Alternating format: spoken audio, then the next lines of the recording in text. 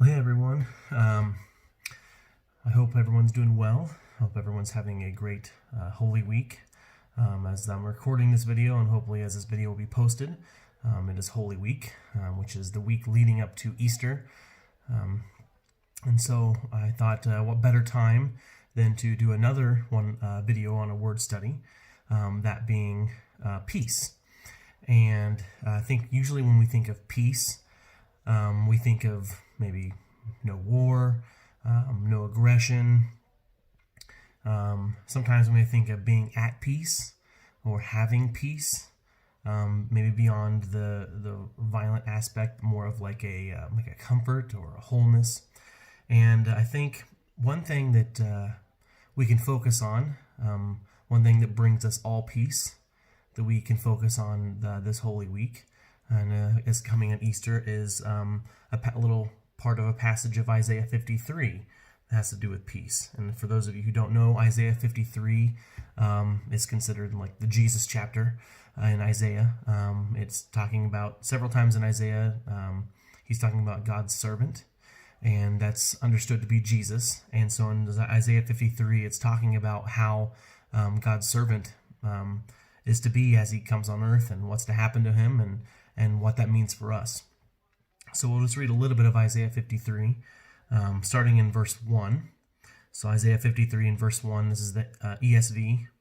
It says, "Who has believed what he has heard from us? And to whom has the arm of the Lord been revealed? For he grew up before him like a young plant, and like a root out of dry ground. He had no form or majesty that we should look at him, and no beauty that we should desire him. He was despised and rejected by men, a man of sorrows, and acquainted with grief, and as one from whom men hide their faces. He was despised, and we esteemed him not. Surely he has borne our griefs, and carried our sorrows. Yet we esteem him stricken, smitten by God, and afflicted. But he was pierced for our transgressions, he was crushed for our iniquities, and upon him was the chastisement, or punishment, that brought us peace. And with his wounds we are healed. All we like sheep have gone astray, and we have turned every one to his own way, and the Lord has laid on him the iniquity of us all." And I think reading that, especially starting in verse 4, we read that and we go, that doesn't sound like peace. Wow, that sounds terrible, right? Pierced, crushed, chastised, stricken, as a man of sorrows and grief. You might think that doesn't sound like peace at all. But again, in here, in the midst of this, of that terrible sounding passage, it says, "These things were done to him, and upon him was this, and it brought us peace." And I think we might think, well, that sounds like not a lot of peace, right? That sounds terrible. It sounds like violence and pain. And I think that sometimes we forget of what the peace in the Bible meant. And so in the Old Testament, in Hebrew, the word peace, you might know, is shalom. And shalom, often you hear, maybe then hear in popular culture, movies, or whatever it might be, people saying shalom when they greet you or when they leave, and usually they're saying it's a greeting of peace, or it's something you say like peace to you. You say to someone as you're talking to them, it's shalom, which means peace. But it means more than that. Actually, in Hebrew, it means completeness. It means to be whole. So it means more than just peace. It means harmony. And so you can see that several times in the Old Testament. It might say the word, obviously we're not reading it in Hebrew. Most of us aren't reading the Bible in Hebrew, except maybe Tom sometimes. But several times you might see the word shalom, and it's not talking about like a violent peace or a conflict peace, but like a peace in terms of wholeness. Maybe in terms of like when Solomon completes all his works in the temple in 2 Chronicles, they said his work was complete. And if we read in Hebrew, I'm pretty sure the word is, and his work was shalom. It was whole, it was complete.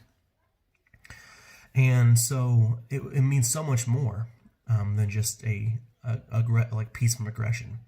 And I think that why that's important is because if you look at Isaiah 53 and see all these things that Jesus is taking upon himself, we're led astray and we deserve the punishment, and instead all of our punishment we laid on him. We brought all this evil and things on him, and in that he has given us peace, right? He's given us completeness, wholeness. Well, what does that look like? Well, in the New Testament, it talks a lot about peace. And so actually in the New Testament, they're using Greek instead of Hebrew. And that word in Greek is irene, I believe it's pronounced, or irene, or irene. And what that literally means in Greek is taking two pieces and bringing them together to make them whole or make them complete. And so, again, it's the same concept of shalom in Hebrew. And so, we might see in the New Testament, so for instance, in Mark chapter 5, verse 24, so this is Jesus going about and during his ministry, and he's healing people and he's teaching. And so read in Mark chapter 5, verse 24, starting in verse 24, it says, a great crowd followed him and thronged about him. And there was a woman who had a discharge of blood for 12 years, and who had suffered much under many physicians, and had spent all she had, and was no better, and rather grew worse. She had heard the reports about Jesus, and came up behind him in the crowd, and touched his garment. For she said, if I touch even his garment, I will be made well. And immediately the flow of blood dried up, and she felt in her body that she was healed of her disease. And Jesus, perceiving in himself that power had gone out from him, immediately turned about in the crowd and said, who touched my garments? And his disciples said to him, you see the crowd pressing around you, and yet you say, who touched me? Which is funny because it's almost like the disciples are being a little insolent here. They're saying, wait a minute, there's all these people, and you seriously said, who touched me? Not remembering that he is the Son of God. He is God, right? And that he can perceive these things. He perceived the Pharisees, their thoughts in their heads before they even spoke it. So anyway, continuing. So when he looked around to see who had done it, but the woman, knowing what had happened to her, came in fear and trembling and fell down before him and told him the truth. And he said to her, daughter, your faith has made you well. Go in peace and be healed of your disease. So I think we look at this here and say, well, peace, go in peace. I think sometimes we glaze over that.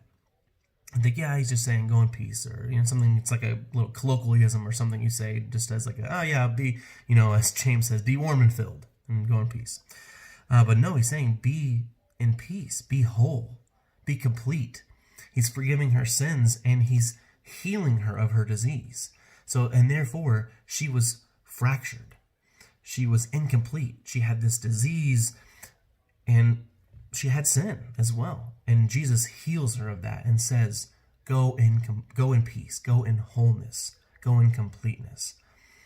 And that's the kind of peace that only Jesus can give us, is that wholeness, that completeness. Not only peace from aggression and war and troubles, but also peace, and that peace with God and peace within ourselves. Peace that, we all have these holes, these flaws, these things that we don't like about ourselves, the things that we fail at from time to time, and it feels often like an incompleteness or like there's a hole in us, something's missing.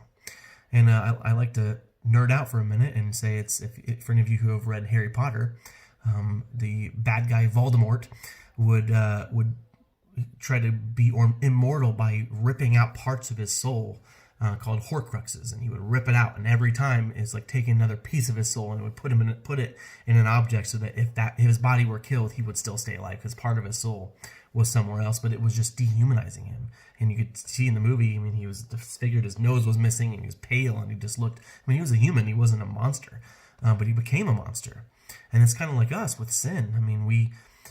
We are humans, and when we sin, we become more and more like beasts, more and more like monsters. We become more and more incomplete. And so Jesus, when he heals us of that sin, he forgives us of that sin when we turn from it, when we repent and go for him and follow him. He gives us that peace, that wholeness, that completeness. He makes us human again. He makes us who we were meant to be. But it doesn't end there. There's a very important passage that I want to read that I think that sometimes we don't think about as much, and that's from the Sermon on the Mount. And in the Sermon on the Mount, Jesus is going through and he's saying, blessed are these, the Beatitudes, he's saying, blessed are those who are poor in spirit, blessed are those who mourn. And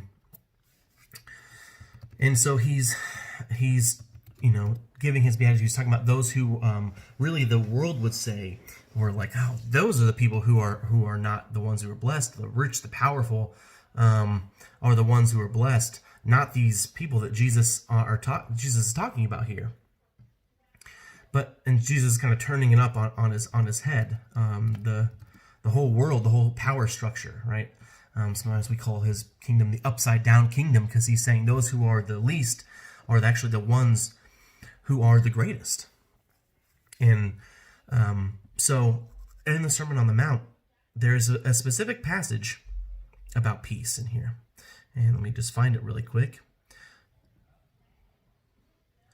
But it's a step beyond. Not only does Jesus give us this peace, but often people look at the Sermon on the Mount as well as something that is like a guideline. They're like, well, this is what maybe we should be, or this is what we should strive to be, but it's not really realistic. But no, actually, the Sermon on the Mount is actually it's a call to arms. It's this is what the kingdom looks like, and as kingdom people, this is how I want you to look. And so Jesus is saying on the Sermon on the Mount, if I can get here really quick, apologize, here we go.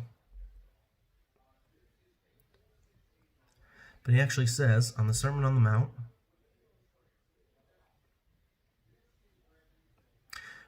and that's from Matthew chapter 5, and verse 9. Just a real quick verse, because all the Beatitudes are real quick, but it says, blessed are the peacemakers, for they shall be called sons of God. And I think we can look at that and go, okay, yeah, so those of us who, try to live peaceably, try to live without conflict or aggression or anger or war with one another, and that's absolutely true. And that's exactly what he is saying here. Blessed are those who make peace, who don't lash out in anger and violence. But it's more than that. If you look at peace in the terms of shalom or irene, which means wholeness, completeness, this has a brand new meaning. And blessed are those who make others whole, who make completeness. And I think that's what we're called to do. If all throughout the scriptures, all throughout the New Testament, Jesus' mission was to make people whole. And in the new kingdom, calling us to be those kingdom bringers, be his messengers, and to help make people whole by bringing them to Jesus. And so blessed are the peacemakers has a whole new meaning in that it's blessed are those who help others, who bring them to the peacemaker, the grand peacemaker, the Prince of Peace, right? Jesus. And so as we go out digitally, virtually, but when this whole thing is over, when we go out in person, how can we be peacemakers? How can we be wholeness makers and completeness makers for others? How can we help, whether that be with funds, with food, with aid, with love and kindness? How can we help fix the broken pieces, the broken people who are out there, and be those peacemakers that Jesus called us to be? So I think that's a really amazing lesson, a really amazing way to see that peace is so much more than just peace from aggression and war, but actually it's peace and wholeness, and that we are called to be peacemakers, to make people whole. And so it's something hopefully we can meditate on, we can think about, and we can apply to our lives. How can we, after Jesus makes us whole, how can we go out and be those people who make others whole and bring them to Jesus to make them whole? And if we aren't the ones who are whole, we see the missing pieces in ourselves. We see the beastliness in ourselves, that as we, sin more and more and have these broken pieces in our own lives and become less and less like who God created us to be, if we see that, then we must go to the person, to the one who was crushed for our iniquities, who was beaten and bruised and pierced for our transgressions, and who took the punishment upon himself, our punishment that we gave to him ourselves. We can go to him and he can bring us peace, so that we may have peace in our lives and be whole and complete, and then show that to others so that they may be whole and complete in Jesus.